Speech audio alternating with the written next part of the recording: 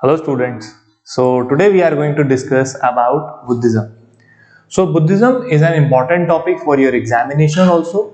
Apart from that, ये एक important culture भी है, philosophy है और एक तरीके का tradition भी है और सबसे important बात कि ये एक religion भी है, ठीक है, जो ना सिर्फ इंडिया में बल्कि बहुत सारी कंट्रीज हैं दुनिया की जहां पर फॉलो किया जाता है. So in today's class we have to discuss about कुछ फिलोसॉफिकल एस्पेक्ट भी समझेंगे हम, ठीक है. मतलब फिलोसॉफी में बहुत सारी चीजें ऐसी होती हैं जो आप सोचेंगे शायद ये रियलिटी में है या नहीं, ठीक है. तो वो फिलोसॉफी हर एक रिलीजन की, हर एक कल्चर की अपनी अलग होती है. और कुछ चीजें फैक्चुअल भी देखेंगे कि what are the important terminologies, कौन कौन सी टर्म्स हैं जहां से एग्जाम्स में क्वेश्चन पूछ रहा है बार बार. हर एक एग्जाम के लिए इंपॉर्टेंट टॉपिक है क्योंकि एंशिएंट इंडिया का इंपॉर्टेंट एरिया कंसीडर किया जाता है बुद्धिज्म को. नेक्स्ट स्टार्ट करते हैं एक बड़ी फेमस कोट से गौतम बुद्ध की. उन्होंने बोला है कि the tongue like a sharp knife kills without drawing blood. ठीक है, मतलब जो एक किसी के साथ भी जब बोलो तो हार्श मत बोलो, ठीक है. अगर किसी के साथ हार्श बोलोगे तो उसकी जबान जो होती है वो इंसान को ऐसे मारती है कि उसकी मौत भी हो जाएगी और उसका ब्लड भी नहीं निकलेगा, ठीक है. यानी फिजिकली अगर आप देखो तो उससे ज्यादा हार्श क्या होता है, किसी की जबान, ठीक है. ये मतलब इन कॉन्टेक्स्ट ऑफ ऐसे बोला जैसे एंगर में या फिर किसी चीज में हम किसी को गलत बोल देते हैं, हार्श बोल देते हैं, ठीक है. तो एक तरीके से सामने वाले के लिए वो एक हर्ट का काम करता है उसके लिए, है ना. तो ये एक कोट है जो आप अलग अलग तरीके से यूज कर सकते हो while you are writing any quotation or quote in your ethics paper also, है ना. पेपर 4 में भी आप मेंशन कर सकते हो इस सारी कोट्स को. सो उन्हीं में से एक बुद्धा की कोट है फेमस. नेक्स्ट आगे देखते हैं, स्टार्ट करते हैं Siddhartha. So why Gautam Buddha is consider as Buddha, ये हमें समझना है. सिद्धार्थ कौन थे फिर और क्यों उनको गौतम बुद्धा बोला गया. See Siddhartha was his real name. Clear.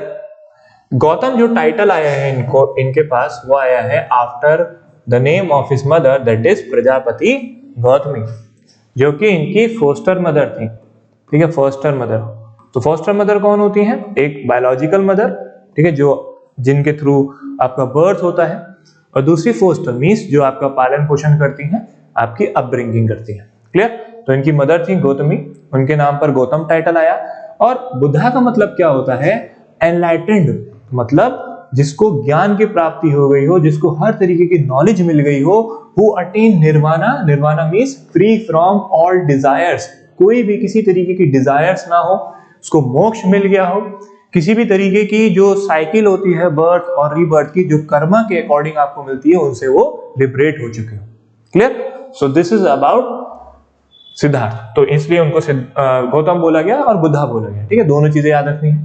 Family की अगर बात करें तो Siddharth was a prince, his father was a king of Sankhya clan. Question पूछता है कई बार कि इनमें से किन को सांख्या मुनि बोला गया है, ठीक है. सांख्या क्लैन से बिलोंग करते थे फैमिली से वो, और मुनि मतलब क्योंकि बुद्धा सेंट थे, ठीक है, तो इसलिए सांख्या मुनि बोला गया है गौतम बुद्धा को. इनके जो फादर थे वो किंग थे, किसके, सांख्या क्लैन के. और कहां के थे, कपिलवस्तु के. जब हम 6th सेंचुरी बीसी में स्टेट्स के बारे में पढ़ते हैं, दैट इज महाजनपदास, तब हम अलग अलग स्टेट्स के बारे में बताते हैं, जैसे कि मोनार्की और रिपब्लिक. दोनों के डिफरेंस क्या है. मोनार्की मतलब जो हेड ऑफ द स्टेट जो रहेगा वो किंग रहेगा, मोनार्च रहेगा. और रिपब्लिक का मतलब होता है, जिसको गणतंत्र या गणराज्य बोलते हैं, कि यहाँ पर जो हेड ऑफ द स्टेट रहेगा वो इलेक्टेड होगा. जैसे कि इंडिया में हेड ऑफ द स्टेट कौन होते हैं, प्रेसिडेंट, जो कि इलेक्ट किए जाते हैं, है ना. इनडायरेक्ट इलेक्शन है प्रेसिडेंट का इंडिया में, मगर इलेक्शन है. क्लियर. जो माया क्वीन महामाया थी वो इनकी मदर थी, रियल मदर थी बुद्धा की, सिद्धार्थ की. अब क्या होता है, according to Buddhist tradition there is a story कि जब सिद्धार्थ का जन्म होता है तब इनके कोर्ट में एक सेंट आते हैं, संत आते हैं. वो बोलते हैं कि जो बच्चा है इसका ध्यान जो है वो दुनियादारी में नहीं रहेगा, वर्ल्डली डीड्स में नहीं रहेगा, और ये अपने इस रास्ते से निकल के जो लिबरेशन का रास्ता है या फिर सेंट वाला रास्ता है उसको अडॉप्ट करेगा. तो इनके फादर को बड़ी चिंता होती है, because he was a king, he wanted his son to be successor. वो चाहते हैं कि मेरे बाद मेरा जो बेटा है प्रिंस है वो ही रूलर बने. तो अर्ली एज में ही उनकी वर्ल्डली इंटेलिजेंस करा दी जाती है, जैसे कि उनकी शादी जल्दी करा दी जाती है, कम से कम उनको घर से बाहर निकलने दिया जाता है, सो दैट वो दुनियादारी की सब चीजों को ना देखें, ना ऑब्जर्व करें। ठीक है, तो ये था। हाँ, एक बार क्वेश्चन आया था कि यहाँ पर ये मेंशन है कि इनके जो सन थे उनका नाम था राहुल, तो Rahul was the son of Gautam Buddha. Question exam में ये पूछा था, उनके डिसाइपल के नाम दिए थे, डिसाइपल मींस उनके फेमस स्टूडेंट्स, और पूछा गया था कि बताओ इनमें से कौन से इनके स्टूडेंट नहीं हैं। So if you know that Rahul was his son, you can easily eliminate, क्योंकि उसमें ऑप्शन सी या डी राहुल ही था। So you have to eliminate, no Rahul was not his disciple, उनके शिष्य नहीं थे, वो उनके बेटे थे। क्लियर? डिसाइपल्स कौन थे वो मैं अभी आगे डिस्कस करूंगा। नेक्स्ट, इसके अलावा ये गौतम बुद्ध का फेज है जब वो एनलाइटेंड हो रहे थे, जब उनको एनलाइटनमेंट मिल रहा था। उससे पहले हमें ये देखना है कि why he adopted such path, क्यों उनको, जो उनके फादर नहीं चाहते थे कि वो सेंट बने, और उसके बावजूद भी उन्होंने उस चीज को अडॉप्ट करा। ठीक है, कुछ बहुत सारी चीजें होती हैं हमारी लाइफ में जो ऑलरेडी डिसाइडेड होती है ना, वी कैन नॉट चेंज। उसी तरीके से गौतम बुद्ध की लाइफ में भी ये चीज होनी थी। क्या हुआ, एक बार वो बाहर गए घर से, और he witnessed, he observe some changes, some phenomena of life, some phenomena of natural events. उन्होंने क्या देखा? उन्होंने देखा कि there is some person who is old, बीमार है, डेथ होने वाली है। So Gautam Buddha realize that this is not the way of life. ठीक है, ये ऐसी चीज नहीं है, ये करने तो इंसान दुनिया में नहीं आए। The intention of humans is something different. ठीक है, पर्पस कुछ और है लाइफ का। सो उसको ढूंढने के लिए we have to find the right truth, सत्य क्या है, और उस सत्य के लिए हमको अपनी दुनियादारी से अलग होना पड़ेगा। तो गौतम बुद्ध रियलाइज्ड, और बुद्धिस्ट टर्मिनोलॉजी में इसको इस टर्म से जाना जाता है, जब उन्होंने अपना घर जो था वो छोड़ दिया था in order to become enlightened, और in order to get free from all desire, जिसको कि निर्वाणा या फिर एनलाइटनमेंट बोलते हैं, जो मैंने पीछे समझाया था आपको। सी यहां पर जो टर्म यूज की है उसको बोलते हैं महाभिनिष्कर्मा। एग्जाम में पूछ चुका है कई बार कि बुद्धा के लाइफ पे जो इवेंट्स हैं उनको बुद्धिस्ट टर्मिनोलॉजीज में क्या क्या बोला गया है। तो महाभिनिष्कर्मा मतलब जब गौतम बुद्ध को रियलाइजेशन हुआ था and he left his house in order to get enlightenment. हर एक रिलीजन में आप देखो, हर एक ट्रेडिशन में आप देखो, तो मेडिटेशन को एक इंपॉर्टेंस दी गई कि भाई अगर आपको गॉड के साथ अटैच करना है, अपने आप को मोक्ष से फ्री रखना है, you have to practice some kind of meditation salvation के लिए। उसी तरीके से बुद्धा ने भी मेडिटेशन अडॉप्ट करा था। कुछ दिन बाद, काफी दिन बाद उनको एनलाइटनमेंट भी हुआ। वन डे एग्जामिनेशन में ऐसे क्वेश्चन बेसिक पूछता है, भाई कहां पर हुआ था? ठीक है, तो ही गॉट एनलाइटनमेंट इन बोध गया, that is in Bihar currently. दूसरा अच्छा क्वेश्चन अगर बनता है तो फिर रिवर पे भी पूछ लेता है, on the banks of which river. कई बार क्वेश्चन पूछा गया है, ठीक है, याद रखना है। On the banks of river Niranjana he got enlightened.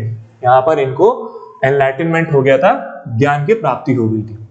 अब कुछ कुछ टर्म्स ऐसी होती हैं जब हम एग्जाम बुक्स में पढ़ते हैं तो हम उसको स्किप कर जाते हैं, या फिर नहीं समझ पाते कि अच्छा इसकी भी इंपॉर्टेंस है, पेपर में पूछ सकता है इसके बारे में या नहीं। उनमें से एक टर्म है ये मारा। मारा कौन है? बुद्धिस्ट ट्रेडिशन में मारा को डिनोट किया गया एज एन विक्ट और इविल। मतलब जब गौतम बुद्धा बन रहे थे, मतलब वो एनलाइटनमेंट की फेज में थे, मेडिटेशन कर रहे थे, तब उनके ड्रीम्स में, उनकी मेडिटेटेड फेज में आकर के मारा उनको डिस्टर्ब कर रहे थे, सो दैट ये बुद्धा नहीं बन पाए। हम लोगों की लाइफ में भी ऐसे कुछ इंसिडेंट होते हैं, है ना, जब भी कुछ पॉजिटिव करने जाते हैं, कुछ ऐसी चीज जो कि अच्छी होती है रिलीजन वाइज, या फिर आप अगर देखो कल्चर के हिसाब से, तो बहुत सारी ऐसी फैक्टर्स होते हैं जो कहीं ना कहीं ऑब्स्टिकल का काम करते हैं, है ना। सो ये एक तरीके से आइडियोलॉजी है जो हमको ये बताती है कि देखो अगर आप कुछ डिजायर्स और इन सब चीजों के पीछे हटोगे अगर इन सब चीजों से, तो ये आपको खुद अट्रैक्ट करेंगे। सो दीज आर ऑल मारास, ठीक है, मारा है लाइफ के। तो गौतम बुद्ध के मारा जो थे वो उनके मेडिटेटेड फेज में आकर के उनको डिस्ट्रैक्ट कर रहे थे, यार ये बुद्धा ना बन जाएंगे, ठीक है, कहीं इनको ज्ञान ना मिल जाए। इस चीज को बुद्धिस्ट टर्मिनोलॉजीज में या फिर बुद्धिस्ट ट्रेडिशन में मारा बोला गया। बुद्धिस्ट कॉस्मोलॉजी, मारा is associated with the death, rebirth and desire. वो जो चेन है, जो कि पूरी की पूरी चेन है जिसमें से गौतम बुद्ध बाहर निकलना चाह रहे थे, वो उनमें ही इन्वॉल्व करते, ठीक है, related to your desires only. Next, Tathagata. एक टर्म और पूछता है एग्जाम में कि व्हाट इज तथागत या हु वाज तथागत। तथागत सिर्फ बुद्धा को ही बोलते हैं, मतलब अगर आप देखोगे तो बुद्धा को ही तथागत बोला गया। तथागत का मतलब क्या हुआ? कोई आए और गए, one who has come and gone, Tathagata. Clear? And he liberated himself from the cycle of birth and rebirth, मोक्ष मिल गया। ठीक है, जो रीबर्थ और बर्थ की साइकिल थी according to karma, theory of karma जो बोलती है, उससे उन्होंने खुद को अवॉइड कर दिया उससे। क्लियर? नेक्स्ट, तो ये पाली कैनन्स में बताया गया, कैनन्स मतलब रिलीजियस टेक्स्ट होते हैं, उसमें ये बताया गया है कि बुद्धा ने खुद को किस नाम से रिप्रेजेंट किया है? तथा। नेक्स्ट, अब जब गौतम बुद्धा बने तो उनसे पूछा गया कि कुछ ट्रुथ है ना लाइफ के जिसके लिए बुद्धा बने हैं वो, या फिर वही ट्रुथ को हम और लोगों तक कैसे प्रमोट करें या फिर बताएं। तो he said yes there are 4 noble truth. Hindi में या फिर बुद्धिज्म में उसको 4 आर्य सत्य बोला जाता है। So what are 4 noble truth? उन्होंने बोला सबसे पहला और सबसे बड़ा जो ट्रुथ है लाइफ का वो ये है कि the world is full of desires. दुनिया जो है वो the world is full of सोरो। दुनिया जो है वो दुख से भरी हुई है। फिर पूछा गया कि what is the root cause of sorrow? He said that desire is the root cause of sorrow. दुख इसलिए है क्योंकि इच्छाएं हैं। ठीक है, पूरी दुनिया दुखी है। किस लिए दुखी है? क्योंकि इच्छाओं के पीछे भाग रहे हैं, डिजायर्स के पीछे भाग रहे हैं। फिर थर्ड ट्रुथ क्या था? क्या दुख दूर हो सकता है? He said yes। कैसे? By removing desires। डिजायर्स को रिमूव कर दो तो दुख भी रिमूव हो जाएगा। So how can we remove दुख?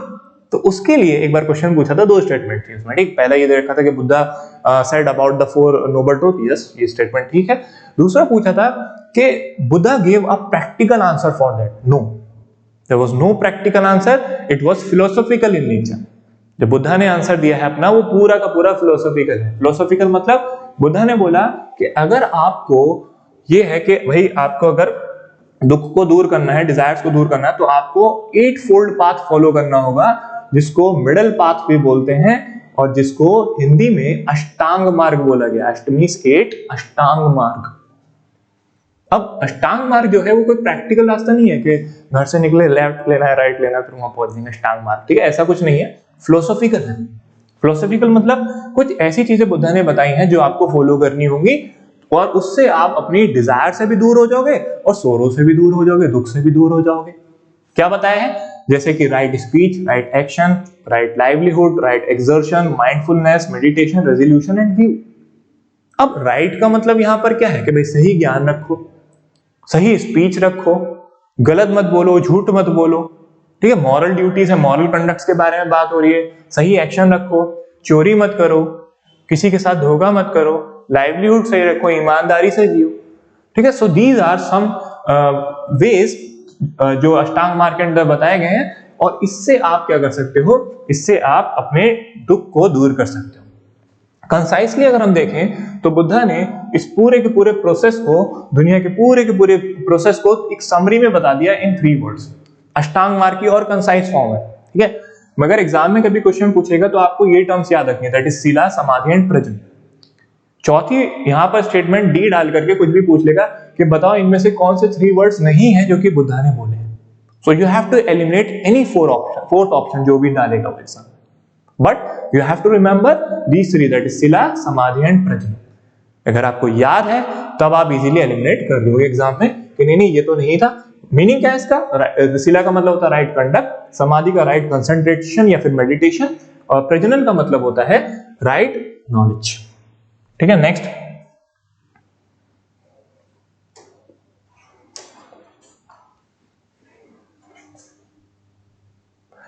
नेक्स्ट टर्मिनोलॉजी है बुद्धिज्म से रिलेटेड, दैट इज प्रत्यय संपुद्ध। ठीक है, इसका मतलब क्या होता है? इसका मतलब यह होता है कि बुद्धिज्म में पूरा का पूरा एक प्रोसेस बताया है विच इज इंटरलिंक्ड और इंटर रिलेटेड और dependent to each other. It is considered as theory और लॉ ऑफ डिपेंडेंट ओरिजिनेशन। मतलब क्या कह रहा है ये कह रहा है कि जैसे किसी का बर्थ हुआ, ठीक है, और डेथ हुई और बीच में उसकी सफरिंग्स हुई, तो ये खत्म नहीं होगा। ठीक है, ये पूरी साइकिल है, प्रोसेस है, चेन है जो चलती रहती है। उसके बीच में जो दुख है वो सब आएंगे अकॉर्डिंग टू हिज कर्म और वो उसको फेस करने ही होंगे। क्वेश्चन पूछ चुका है एग्जाम में, याद रखना है कि it is a kind of a cycle which continuous goes on and on जब तक आपको मोक्ष या फिर लिबरेशन नहीं मिल जाएगा। वो इसी में बताएगा। अब आते हैं बुद्धिज्म में एक कॉन्सेप्ट है जिसपे एम्फेसिस किया गया है, दैट इज अहिंसा, नॉन वायलेंस। नॉन वायलेंस का जो मेजर अगर आप पॉइंट देखो या फिर मेजर कंसर्न देखो तो वो दो चीजों से होता है कि not to harm anyone, not to kill anyone.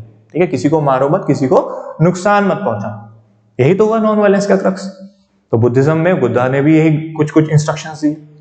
उन्होंने बोला कि कोई भी मॉन्क जो है या फिर नन जो है या फिर भिक्षु या भिक्षुकाएं जिसे हिंदी में बोलते हैं, अगर वो लोग हैं बुद्धिज्म को फॉलो कर रहे हैं स्ट्रिक्टली, या कोई भी ऐसा इंसान जो बुद्धिज्म को फॉलो कर रहा है, उसके पास कुछ इंस्ट्रक्शंस हैं जो उसको फॉलो करने होंगे।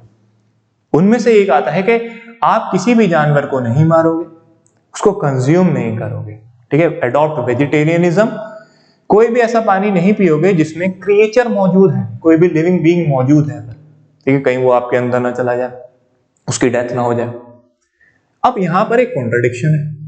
कॉन्ट्रडिक्शन ये है कि गौतम बुद्धा ने जब इंस्ट्रक्शंस दिए नन्स को, मॉन्क्स को या फिर नन्स को, तो उन्होंने बोला कि मान लिया आप तो भिक्षु हैं, आप किसी के घर जाएं और अगर उसने नॉनवेज बनाया है, ठीक है, मीट बनाया है, तो क्या वो आप कंज्यूम कर सकते हैं या नहीं कर सकते हैं? क्योंकि एक एंड पे हमने क्या देखा कि Buddha side that killing of animal या फिर किसी भी तरीके के लिविंग बीइंग को मारना अलाउ नहीं है।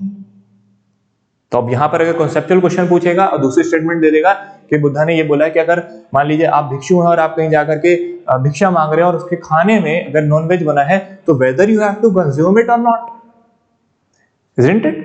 तो यहां पर क्या है, यहां पर उन्होंने एक एक्सेप्शन दिया है कि अगर आप किसी के घर गए और अगर वहां पर मीट बनाया और अगर आपको दिया, क्योंकि भाई वो आप क्या करें, आप वहां पर जाके भिक्षा मांग रहे हो और वो अपने एंड से दे रहे हैं, तो आपको कंज्यूम करना पड़ेगा, अनलेस एंड अनटिल उस पर्टिकुलर एनिमल को सिर्फ आपके लिए नहीं काटा गया हो, आपके लिए नहीं मारा गया हो।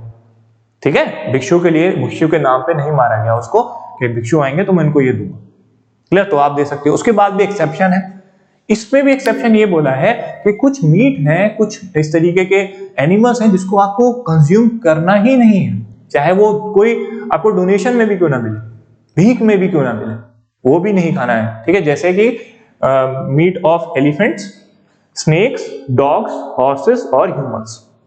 ठीक है, तो ये एक्सेप्शन से याद रखिएगा, स्टेटमेंट्स वाले क्वेश्चन जो आ रहे हैं आजकल सिविल्स में या फिर और एग्जाम्स में, तो इस चीज के बारे में याद रखना है। This is about Buddhist Monks and nuns, जो कि उनके ऑर्डर होते हैं जहां पर वो लोग रहा करते हैं।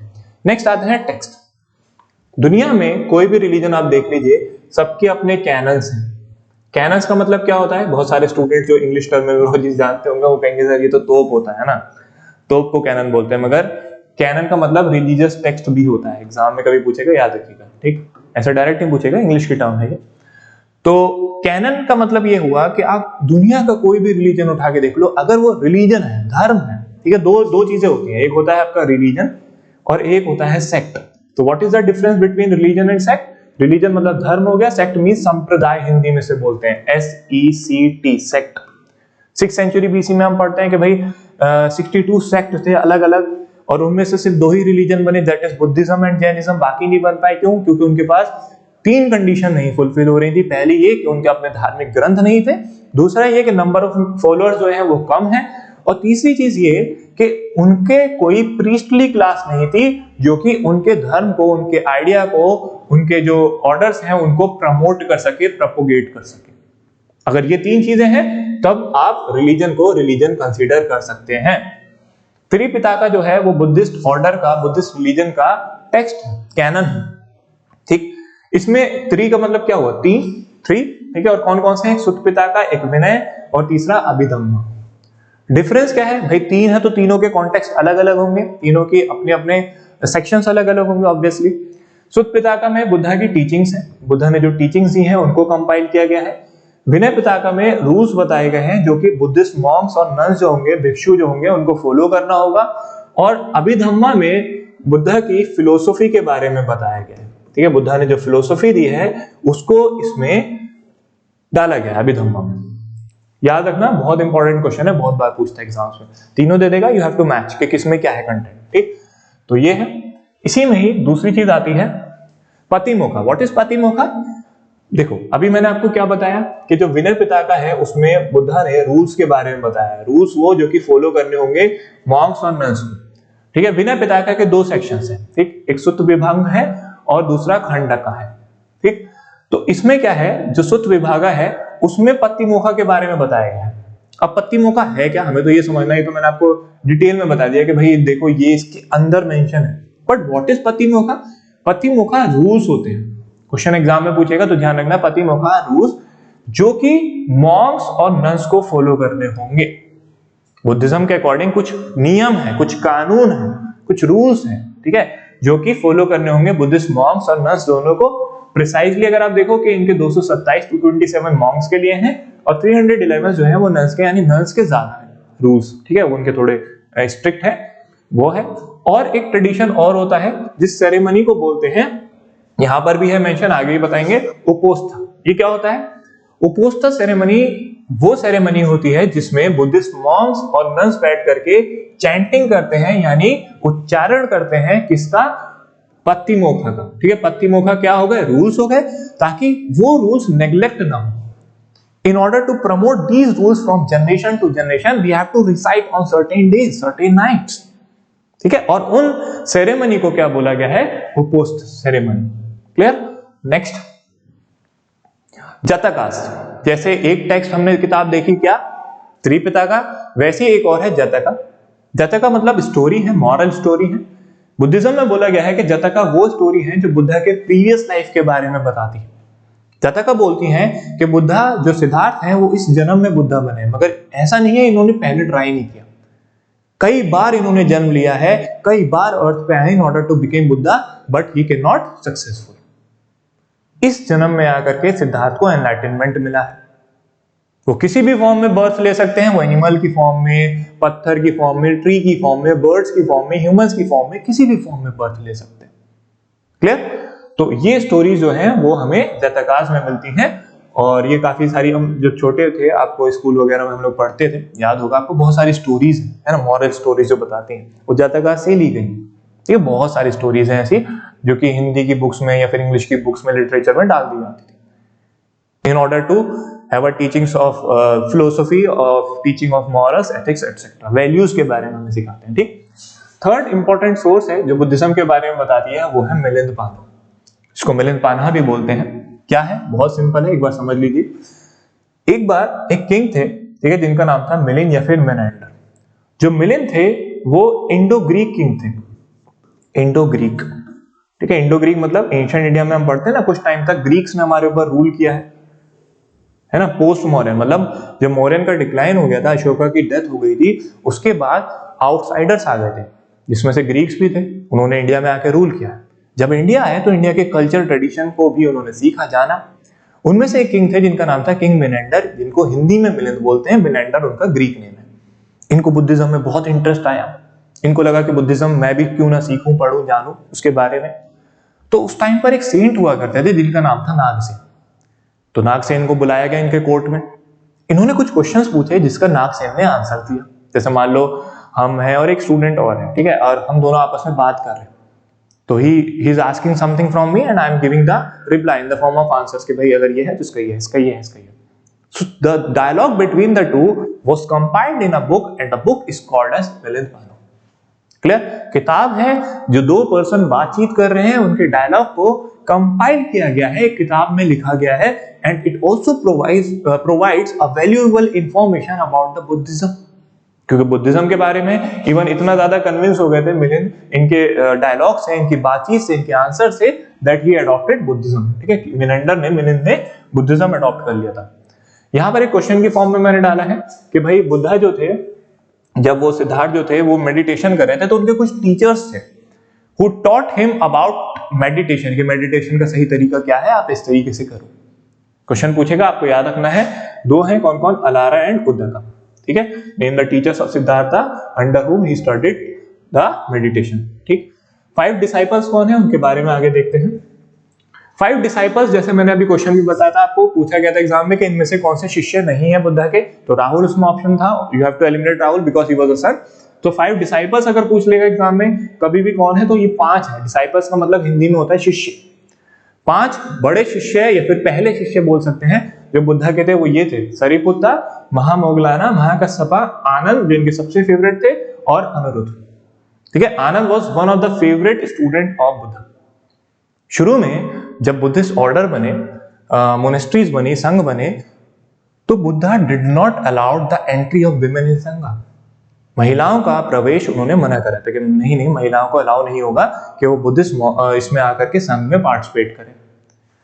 आनंद के कहने पर और उनकी मदर जो थी, जिनका नाम मैंने शुरू में बताया था गौतमी, प्रजापति गौतमी के कहने पर ही उन्होंने अलाउ किया था कि ठीक है, women can participate, women can enter into the संघ। महिलाओं की एंट्री पहले नहीं थी संघ में, ठीक है। और पहली जो संघ में प्रवेश करने वाली महिला थी बनी, जो कि वो भी गौतमी ही थी, ठीक है। इनकी जो फोस्टर मदर थी वो फर्स्ट फीमेल, ठीक है, जिनकी एंट्री हुई। अब एक तो हो गया डिसाइपल, दोनों में डिफरेंस होता है, कंफ्यूजन होता है डिसाइपल्स ऑफ और फॉलोअर्स में। डिफरेंस क्या है? फॉलोअर्स जो है बुद्धा के वो दो तरीके के हैं, ठीक। एक होते हैं उपासक और दूसरे होते हैं भिक्षु। उपासक मतलब मान लीजिए कोई एक पर्सन है, ठीक है, आप सब अपना एग्जांपल ले सकते हो, और आपने बोला कि नहीं मैं बुद्धिज्म को अच्छे से मान भी रहा हूं, मगर मुझे जो घर के कामकाज है, मेरे बच्चे हैं, मेरी लाइफ है, मुझे वो सब भी देखना है, तो आप उपासक कहलाओगे, ठीक है। यानी आप घर में भी रह रहे हो, आप सब काम भी कर रहे हो, मगर आप बुद्धिज्म को स्ट्रिक्टली फॉलो भी कर रहे हो। दूसरे होते हैं भिक्षु, जो सब कुछ छोड़ छाड़ के, जो भी लाइफ आपकी है, वर्ल्डली डीड्स हैं, सबको छोड़ करके आप रिजिडली फॉलो कर रहे हो बुद्धिज्म को, ठीक है। So these are two categories of disciples, दो कैटेगरी है शिष्यों की। मैंने बताया आपको कि जो महिलाएं होती थी उनको भिक्षुकी बोलना जाता था, और मेल्स जो होते थे उनको भिक्षु बोला जाता था। किसी भी तरीके का कोई डिस्क्रिमिनेशन जाति और वर्ण को लेकर नहीं था, ठीक है। यही रीजन था कि बहुत सारे लोगों ने वैदिक रिलीजन के बाद बुद्धिज्म को अडॉप्ट करना शुरू करा, because there was no varna system, ठीक है। कोई भी caste, hierarchy, hereditary inequality, discrimination नहीं हुआ करता था मोनेस्ट्री में, ठीक है। एक साथ बैठ के सब खाएंगे, एक साथ बैठ करके सब प्रेयर करेंगे। So there was no such kind of discrimination inside the monasteries और संघ। अब आते हैं डिवीजन पे। डिवीजन मींस हर एक, अगर आप रिलीजन में देखो, देयर आर सम फैक्शंस, ठीक है, सम वो बन जाते हैं, एक तरीके से बोल सकते हैं ना हम सब सेक्शन, कि भाई मेन रिलीजन ये था, इसमें से ये निकल गया, इनकी आइडियोलॉजी ये है, ठीक। तो उसी तरीके से बुद्धिज्म में भी दो फैक्शंस बन गए। बुद्धा की डेथ के बाद 4 बुद्धिस्ट काउंसिल हुई है, जिसमें जो 4th बुद्धिस्ट काउंसिल हुई है, जो कि कहां पर कंडक्ट हुई थी? कश्मीर में। कश्मीर में जो काउंसिल हुई या फिर मीटिंग हुई, वहां पर आकर के बुद्धिज्म दो पार्ट में डिवाइड हो गया था, एक महायाना और एक हीनयाना। ये क्या है, इसको मैं अगर इजीली समझाऊं तो आप बस ये समझ लीजिए कि बुद्धा जब आए तो वो अपने आप को गॉड नहीं बोलते थे, ठीक है। बुद्धा ने कभी भी अपने आप को गॉड नहीं बोला। इवन एक बार उनसे पूछा भी गया था कि क्या गॉड है? ही सेड नो, ठीक है, देयर इज नो गॉड। तो फिर उनसे बोला कि जो पूरी दुनिया है इस तरीके से जो चीजें चल रही हैं, तो what is the reason behind this? He said there is some supernatural power जो कि इन सब चीजों को चला रही है।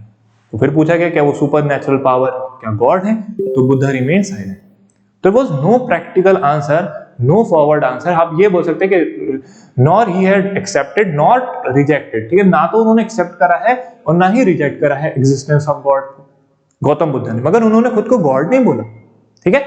उनकी डेथ के बाद 2 सेक्शन हो गए। एक वो जो कि महायाना कहलाए, वो कहने लगे कि बुद्धा जो थे वो टीचर नहीं थे, बुद्धा गॉड थे। हीनयान वाले कहते थे कि बुद्धा टीचर थे जो कि हमें बताने आए थे कि हमें कैसे बुद्धिज्म को या फिर बुद्धिस्ट आइडियाज को, आइडियोलॉजी को फॉलो करना है। महायान वालों ने क्या करा? बुद्धा की मूर्तियां बनाने लगे और उनकी वर्शिप स्टार्ट कर दी, क्योंकि वो उनको गॉड मानने लगे थे। जबकि गौतम बुद्ध तो आइडल वर्शिप को भी नहीं प्रमोट करते थे, ठीक। तो ये दोनों में डिफरेंस है। हीनयान वाले कहते हैं कि बुद्धा वाज अ टीचर, वो इसलिए आए थे, वो बताने आए थे कि हमें कैसे फॉलो करना है बुद्धिज्म को। महायान बोल रहे थे कि नहीं नहीं, बुद्धा ही गॉड थे। और यहां पर आकर के बुद्धिज्म में बुद्धा की मूर्तियां बनने लगी और उनकी वर्शिप स्टार्ट कर दी, किसने? महायान वालों। Clear? So this is the difference. कई जगह पर अगर आप देखोगे तो यहां पर बताया गया है कि चाइना वगैरह में आप देखोगे, या फिर साउथ कोरिया में, जापान में, तिब्बत में, वहां महायाना बुद्धिज्म के फॉलोअर्स ज्यादा हैं, ठीक है। हीनयान वाले श्रीलंका में, म्यांमार, थाईलैंड, कंबोडिया, लाओस में, ठीक। ज्यादातर जो किताबें हैं महायाना बुद्धिज्म की वो संस्कृत में लिखी गई हैं, जबकि हीनयान वालों की किताबें जो हैं वो पाली, जो कि बुद्धा की ओरिजिनल जो भाषा थी, जिसमें उन्होंने पिता का, जैसे पाली प्रकृत जो थी वो आसान हुआ करती थी संस्कृत से, तो जितने भी बुद्धिस्ट टेक्स्ट हैं वो इन्हीं भाषा में लिखे गए, सो दैट सब लोग पढ़ लें उसको, ठीक है, विदाउट एनी डिस्क्रिमिनेशन, क्योंकि संस्कृत थोड़ी मुश्किल भाषा मानी जाती है समझने के लिए। नेक्स्ट, अब एक टर्म आती है जो कि बार बार कंफ्यूज करती है स्टूडेंट्स को, दैट इज बोधिसत्व। अब ये क्या होता है? देखो, गौतम बुद्धा बुद्धा बने, मगर ऐसा नहीं है कि बिल्कुल आसान तरीके से अगर आप समझो तो ये है, ऐसा नहीं है कि इनसे पहले भी कोई बुद्धा नहीं बन पाया या फिर इनके बाद कोई नहीं होगा। बुद्धिज्म में ऐसा नहीं है। बुद्धिज्म कहता है कि बुद्धा बनने के लिए बहुत लोग ट्राई कर रहे हैं, उस रास्ते पे हैं, बुद्धा बनने वाले थे, बुद्धा बनने वाले हैं। एनलाइटनमेंट उनको भी हो सकता है जैसे कि सिद्धार्थ को हुआ है। इसको और बेहतर समझने के लिए आप कुछ नाम देखिए, फिर आप और बेहतर समझ पाएंगे। अगर आप फोटो में देख रहे हो तो इसमें दिखाया गया कि बहुत सारे बोधिसत्व हैं, मगर बुद्धा सिर्फ एक ही है, दैट इज सिद्धार्थ। ये क्वेश्चन बहुत सारे एग्जाम्स में पूछा गया है, मगर सिविल सर्विस का ये फेवरेट एरिया बन चुका है। कैसे, मैं आपको दिखाता हूँ, ठीक है। बार बार क्वेश्चन पूछा गया इससे, अभी देखेंगे आगे। तो क्या है जो मैंने अभी आपको बताया उसी को एक्सप्लेन किया गया है यहाँ पर कि बोधिसत्व कौन होते हैं, कि वो जिनको असेंस है एनलाइटनमेंट का मगर एनलाइटन हो नहीं पाए, ठीक। वो जो अटेन करना चाहते हैं बुद्धाहुड, ताकि लोगों का बेनिफिट हो सके। और ऐसा भी बोला जाता है कि they ended their life cycle helping others, ठीक है। उनकी जो लाइफ साइकिल थी वो एंड हो गई, why? Because they were helping other people. और यही रीजन था कि वो एनलाइटेंड नहीं हो पाए, बुद्धा नहीं बन पाए। So there are numerous list, ठीक है। बहुत सारे बोधिसत्व हैं, ठीक है। बहुत सारे बोधिसत्व हैं जो कि लिस्ट में शामिल हैं। मैं कुछ नाम है इंपॉर्टेंट वो मैं बस आपको बताता हूं, बाकी डिटेल में इतना जानने की जरूरत नहीं। बस 8 मेन जो हैं बोधिसत्व, उनके नाम मैंने यहाँ पर मेंशन कर रखे हैं, जिसमें कौन कौन आते हैं? मंजूश्री हैं, अवलोकतेश्वर हैं, वज्रपाणी हैं, मैत्रेय हैं, क्षितिगर्भ हैं, अकशगर्भ हैं, और आपके सर्वसंभव हैं और सामंत गर्भ, ठीक है। तो ये इंपॉर्टेंट बोधिसत्व हैं। इनमें से जो सबसे इंपॉर्टेंट है, जो बार बार एग्जाम में पूछता है, वो 2-3 है। एक तो वज्रपाणी, ठीक है, एक और है पद्मपाणी, दिखाऊंगा अभी मैं क्वेश्चन। एक अवलोकतेश्वर है, मैत्रेय है, ठीक। अगर आप देख पा रहे होगे तो सबके बारे में थोड़ी थोड़ी इंफॉर्मेशन भी है कि भाई अवलोकतेश्वर की क्या बात है कि इनको सेवियर बुद्धा बोला गया है, बोधिसत्व बोला गया है, ठीक है, बचाने वाला। वज्रपाणी क्यों बोला गया है? क्योंकि इनके हाथ में वज्र है, इसलिए उनको प्रोटेक्टर बोला गया है। मैत्रेय की क्या इंपॉर्टेंस है? इनको बोला जाता है कि सिद्धार्थ के बाद अब जो बुद्धा बनेंगे वो यही बनेंगे, नेक्स्ट बुद्धा। बोधिसत्व है, वो is trying to become Buddha and he is eligible, ठीक है, पूरी तरीके से एलिजिबल है, नेक्स्ट बुद्धा अब यही बनेंगे। क्वेश्चन आया था, अभी दिखाऊंगा कैसे पूछा था एग्जाम। नेक्स्ट, तो this is list of Bodhisattva. अब कुछ क्वेश्चन देखते हैं। यहां पर सिविल सर्विस में 2017 में क्वेश्चन पूछा गया था कि the painting of Bodhisattva Padmapani is one of the most famous and illustrated paintings at. जब बोधिसत्व के बारे में डिटेल में पढ़ते हैं तो हम ये भी जानते हैं कि किसकी कहाँ इंपॉर्टेंस है। जैसे कि मैंने अवलोकतेश्वर आपको दिखाया था, यूपीपीसीएस एग्जाम में क्वेश्चन पूछा गया था कि जो अवलोकतेश्वर है उनकी एक इमेज, क्योंकि उनके 11 सिर हैं, 11 हेड है, तो 11 हेडेड अवलोकतेश्वर की इमेज इनमें से कौन सी केव से मिली है? ऑप्शन थे उसमें अजंता, एलोरा, कान्हेरी, बाघ, ठीक है। तो कान्हेरी केव जो है वहां से हमें 11 हेडेड अवलोकतेश्वर की इमेज मिली है। यही क्वेश्चन पूछा गया है कि इनमें से कौन सी गुफा है जिसमें हमें पेंटिंग मिली है, किसकी? बोधिसत्व पद्मपाणी की। अब भाई जिसको बोधिसत्व ही नहीं पता है वो क्या पेंटिंग्स पढ़ेगा, क्या ही कल्चर के बारे में पढ़ेगा, है ना। तो दोनों चीजें रिलेट करके पढ़ी जा सकती हैं। जब कल्चर पढ़ते हैं तब हम अजंता केव्स के बारे में भी डिटेल में पढ़ाते हैं, अजंता एलोरा के बाघ के बारे में, और अगर आप बोधिसत्व के बारे में पढ़ोगे तो भी हम बताएंगे कि कहाँ इनके रेफरेंसेस, कहाँ इनकी पिक्चर्स या फिर इमेज मिली है, ठीक है। तो इसका आंसर अजंता है, और एक बार मैं आपको दिखा देता हूं। तो ये है पद्मपाणी, ठीक है, बोधिसत्व पद्मपाणी। ये पेंटिंग हमको केव में मिली है। क्लियर? नेक्स्ट देखते हैं। सिविल सर्विस 2018 में फिर क्वेश्चन पूछा गया, 17 में आया, 18 में फिर आ गया। With reference to the Indian history who among the following is a future Buddha? Clear? Future Buddha. देखो अब आप लोग ये इसका आंसर जानते हो, मैं एक बार फिर से दिखा देता हूं ताकि आपको और अच्छे से समझ आए। बताया था मैंने Maitreya, that is the one who will become the Buddha for our world in the future. Same question पूछा गया था, ठीक है। देखिए कि इंडियन हिस्ट्री के हिसाब से अगर आप देखोगे तो बुद्धिज्म में नेक्स्ट बुद्धा कौन बनेंगे, और answer will be C, Maitreya. Clear?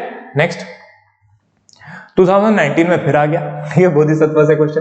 क्या कह रहा है कि कंसीडर करो स्टेटमेंट्स को और बताओ इनके बारे में। यहां पर कह रहा है 3 चीजें हैं। एक पहला दे रखा है आपका कि defecation of the Buddha. Defecation का मतलब होता है गॉड मानना, ठीक है, किसी को भी गॉड या फिर डिवाइन मानना और फिर उनकी वर्शिप करना। चलो दूसरा दे रखा है trading the path of bodhisattvas, ठीक है, बोधिसत्वास को मानना या फिर इनको फॉलो करना। और तीसरा दे रखा है इमेज वर्शिप एंड रिचुअल्स। इनमें से कौन कौन से मेथड्स हैं जो महायाना बुद्धिज्म वालों ने अडॉप्ट करे थे। मैंने अभी आपको जब डिफरेंसेस बताए थे तो मैंने बताया था कि जो महायाना वाले थे वो गॉड मानते थे बुद्धा को, है ना, they consider Buddha as god. So first option तो होगा, तो थर्ड ये नहीं होगा सी, क्योंकि फर्स्ट सिर्फ 3 में है। इमेज वर्शिप करते थे, हाँ करते थे, ठीक है, तो फर्स्ट एंड थर्ड किसमें है, डी में। आंसर आ गया। ना तो मुझे ये देखना है अब ना ये देखना है, ठीक है। फर्स्ट मेरा ट्रू था, बुद्धा को गॉड मानते थे, इमेज वर्शिप करते थे। फर्स्ट एंड 3 सिर्फ एक ही ऑप्शन में है, जो कि कॉम्बिनेशन बन रहा है, मेरा आंसर है डी। क्लियर, ठीक है, इजी लग रहा होगा। नेक्स्ट, हाँ एक चीज और यहां पर मैं थोड़ा सा बता देता हूं इसके बारे में, कि जो अभी मैं कह रहा था कि बुद्धा क्या इससे पहले कोई नहीं आया, क्योंकि हमने फ्यूचर बुद्धा के बारे में तो देख लिया, क्या प्रीवियस बुद्धा भी हैं, ठीक। देखो, ऐसा माना जाता है बुद्धिज्म में कि टोटल 5 बुद्धास हैं जिनके बारे में रेफरेंसेस हैं। पहले काकुस्कंद जो कि पहले हैं, दूसरे बुद्धा कोनकामना, ठीक है, कोनकागना भी बोलते हैं, कोनकामना भी लिखा होता है। थर्ड है कश्यपा, चौथे हैं जो करंट हैं वो है गौतम, और जो फ्यूचर है वो है मैत्रेय। अगर सिविल सर्विस में क्वेश्चन पूछ सकता है कि फ्यूचर कौन थे, तो क्रोनोलॉजी भी कभी भी पूछ सकता है। इवन नेट के एग्जाम में क्वेश्चन पूछा भी जा चुका है। अलग कॉन्टेक्स्ट में पूछा था कि जो अशोका थे उन्होंने विजिट करा था लुम्बिनी, क्यों, क्योंकि वो बर्थ प्लेस है गौतम बुद्धा का, भी मैंने शुरू में आपको बताया था। और वहां जाने के बाद उन्होंने वहां पे टैक्स एग्जेम्पशन दे दिए थे। वो ऑप्शन में वहां पर ये दे रखा था क्योंकि वहां पर बुद्धा कोनकामना का जन्म हुआ है। अब बच्चों ने क्या देखा, स्टूडेंट्स ने सिर्फ बुद्धा और उनको राइट कंसीडर कर लिया। नो, वहां पर गौतम बुद्धा का, बुद्धा सांख्य मुनि का जन्म हुआ है, ना कि बुद्धा कोनकामना का। Clear, Konakamana different. अब यही नहीं पता 5 बुद्धा है तो बुद्धा सब एक ही लगेंगे ना, सारे बुद्धा मतलब सिद्धार्थ एक ही बुद्धा है, ठीक है, ऐसा नहीं है, 5 अलग अलग है। अगर कोनकामना की बात कर रहा है तो इसका मतलब वो सिद्धार्थ की बात नहीं कर रहा है। क्रोनोलॉजी जो कि एक इंपॉर्टेंट एरिया रहता है, कभी भी पूछ लेगा कि भाई अरेंज करो इन 5 को क्रोनोलॉजिकल ऑर्डर, ठीक है, you may find the question. अभी आपको मैंने दिखाया 3 साल लगातार पूछ रहा। Clear, so this is about Buddhism. एक छोटा सा और डिस्कशन है विच इज अबाउट स्तूपा। कभी ना कभी आपने बुक्स में या फिर अगर कोई विजिट कर रहे हो इस प्लेस पे तो आपने देखा होगा सांची स्तूपा के बारे में, सुना होगा। बहुत सारे हैं, सांची के अलावा और भी हैं इंपॉर्टेंट, बरहुत है, ठीक, अमरावती है। ये सब वो साइट्स हैं, वो जगह हैं जहां पर हमें स्तूपा मिले हैं। अब स्तूपा जिसे हिंदी में स्तूप बोलते हैं, होता क्या है, जिनको नहीं पता है, स्तूप वो जगह होती है जहां पर बुद्धा के रिमेन्स को रखा गया है। बोधिसत्वा, बुद्धा या फिर मॉन्क्स के रिमेन्स को रखा जाता है, उनके अवशेषों को रखा जाता है, ठीक है, एशेज हो गए उनके रिमेन्स हो गए, उनके रेलिक्स हो गए, उनको रखा जाता है। एक एग्जांपल मैंने आपको बताया सांची जो कि मध्य प्रदेश में है, इसको सबसे इंपॉर्टेंट कंसीडर किया जाता है। अब जब एक स्ट्रक्चर है बुद्धिस्ट आर्किटेक्चर में, जब हम पढ़ते हैं कल्चर वाली क्लास में कि एक पर्टिकुलर स्ट्रक्चर है जो कि हमें फॉलो करना होता है जब भी हम बुद्धिस्ट आर्किटेक्चर को पढ़ेंगे या उसके बारे में बताएंगे। स्ट्रक्चर मतलब क्या है, क्वेश्चन ऐसे भी पूछा था एक बार कि भाई ये आपको अलग अलग पार्ट्स दे रखे हैं स्तूपा के, तो इनको टॉप टू डाउन अरेंज करो। मैं एक बार हाईलाइट कर देता हूं ताकि आपको और अच्छे से बेहतर तरीके से समझ में आए। ये वाला हिस्सा आपको जो दिख रहा होगा ऊपर वाला, इसको हर्मिका बोलते हैं, ठीक है, हर्मिका। जो सेमी हेमिस्फेरिकल स्टेट दिख रहा है आपको, इसको अंडा बोलते हैं, ठीक है, अंडा मतलब खाने वाले अंडा है, उसी शेप में ना अंडा। नेक्स्ट, नीचे वाली एरिया को मेधी बोलते हैं। जो रेलिंग्स हैं, रेलिंग्स दिख रही होंगी आपको, इसको वेदिका बोलते हैं। और जो सबसे ऊपर वाला एरिया है इसको छतरी बोलते हैं। क्लियर, क्वेश्चन एक बार ये पूछा था कि अरेंज करो इसको नॉर्थ टू साउथ, ठीक है। अब आपको दे दिया मान लो हर्मिका, अंडा, मेधी, वेदिका और छतरी, और बोलेगा इसको नॉर्थ टू साउथ में लगाओ, साउथ टू नॉर्थ में लगाओ। पहला टाइप का क्वेश्चन। दूसरा टाइप का क्वेश्चन क्या था, मैं आपको दिखाई देता हूं so that you can realise कि कैसा आया था। नेट में पूछा गया था, यूजीसी नेट 2017 में क्वेश्चन कि which among the following is not the part of Buddhist architecture. Buddhist architecture जो हम बनाते हैं उनमें से इनमें से कौन सा पार्ट है जो कि कंसीडर नहीं किया जाता है, ठीक है। ऑप्शन देखिए आप खुद बता सकते हैं। अंडा जो है वो था, अभी हमने देखा, मेधी भी था, छतरी भी या छतरा भी था, अंतराल नहीं था। अंतराल वैसे भी टेम्पल आर्किटेक्चर में जो हम पढ़ते हैं, तो मान लीजिए अगर मैं एक रफ इमेज बनाता हूं टेम्पल की, टेम्पल आर्किटेक्चर की, तो अंतराल क्या होता है, अंतराल टेम्पल में जब एंटर करते हैं तो इसको बोलते हैं हम ये जो बीच का एरिया होता है मेन, जहां पर मेन गॉड को रखा जाता है, इसको बोलते हैं गर्भगृह, ठीक है, गर्भगृह। क्लियर? इसको बोलते हैं हम शिखर। नॉर्थ इंडिया का मैंने नागरा का एग्जांपल दे रहा हूं आपको, ठीक है? ये हो गया ऊपर कलश। ये रेस प्लेटफॉर्म पे मंदिर बनते थे नॉर्थ इंडिया में, नागरा स्टाइल में। जब एंटर करेंगे हम तो जो आपको कनेक्ट करेगा इससे, मतलब गर्भगृह जहां पर मेन गॉड स्थापित करे जाते हैं, रखे जाते हैं, उनसे, और जो आपका मंडपा है, इसको मंडप बोलते हैं, ठीक है? मंडप जो कि एक हॉल होता है, पिलर्ड हॉल होता है, तो कोई भी एंटर करेगा और यहां से यहां तक जाएगा, तो इसके बीच का जो डिफरेंस है इसको अंतराल बोलते हैं, ठीक है? तो मैंने एडिशनल आपको बता दिया, सो दैट कभी भी क्वेश्चन अंतराल से आए तो भी आप कर लें। हालांकि क्लास में तो हर एक चीज डिटेल में पढ़ते हैं आप लोग, है ना? सो ये है आपके टेम्पल आर्किटेक्चर का, ना कि बुद्धिस्ट आर्किटेक्चर का। Clear? So answer will be D only, क्योंकि यहां पर नॉट पूछा है। Clear? So this is about Buddhism, ठीक है? और इसमें आगे भी है classes, so those who want to continue they can contact. Thank you.